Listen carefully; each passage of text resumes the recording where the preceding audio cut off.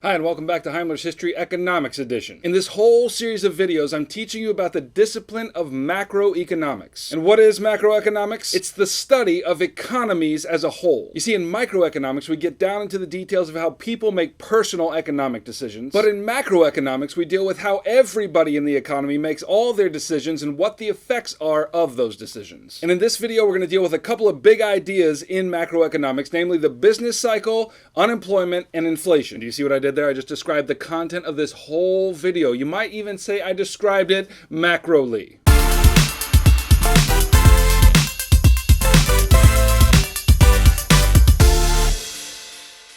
Okay, one of the most basic things to understand in the study of macroeconomics is something called the business cycle. The business cycle is just a term to describe the upturns and the downturns in the economy as a whole. If you wanted to draw it, and I do, it would look something like this. The low parts indicate something called a recession, and during a recession, a country's output is falling and so is unemployment, which is to say that we're not making as much stuff and people are losing their jobs because of it.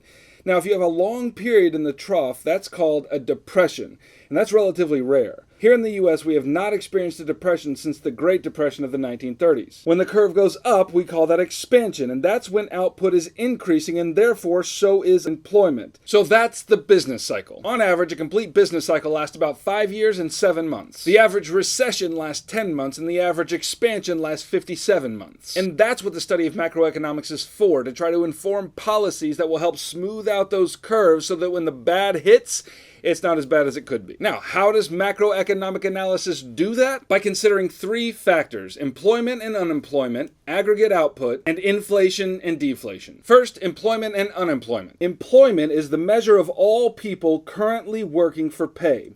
Unemployment is the measure of all the people who don't have a job but are still actively looking for work. And the key to that definition of unemployment is not just that this person does not have a job, but that they don't have a job and they are actively looking for work. So the fully employable 25-year-old man who still lives in his mom's basement and plays Fortnite all day instead of looking for a job, that's not unemployment. That's just sad. So if you take a country's employed workers and unemployed workers and put them together, that's known as a country's labor force. And the percentage of the labor force that is unemployed, which is known as the unemployment rate, is usually a good indicator of how an overall economy is doing. In a recession, unemployment rises. In an expansion, unemployment falls. And I know that's confusing, but I didn't make these terms up. Dear macroeconomics, when you say that unemployment falls, that means that more people are getting jobs, which is the exact opposite of what any rational person would naturally think. When something falls, you're saying that it goes up. And this is one of the many reasons why, if this class wasn't required for high school graduation, I would punch you in your macro throat.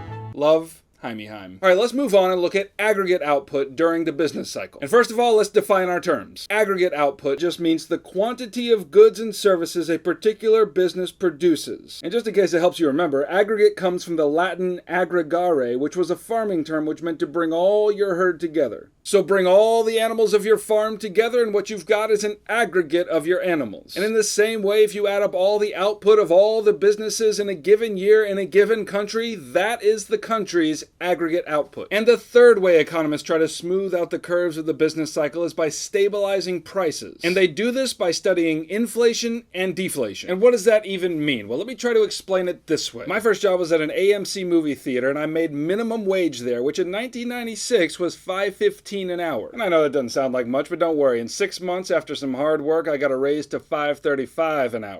Just killing it. And today, as of the recording of this video, here in Georgia, the minimum wage is now $7.25 an hour. And that sounds like economic progress, but it's not. And here's why. Every time I drove to work in my 1984 Toyota Tercel, I stopped and filled it up with gas that cost 75 cents a gallon. But today, when I drive to my job and I have to stop for gas, I'm pumping gas that costs like $2.50 or $3 a gallon. So the price has gone up, but it's not like I'm getting more gas per gallon. I mean, a gallon is a gallon. And they haven't changed the composition of that gas one bit. The gas that I put in my tank today today is the same gas that I put in my tank all those years ago. My dollar today doesn't buy nearly as much as my dollar did back in 1996. That's called inflation. And that's why it's not that big of a deal that the minimum wage has gone up $2 since 1996, because everything around me, those prices have changed too. They've all gone up. So inflation happens when there's an overall rise in price level, and the opposite, deflation, occurs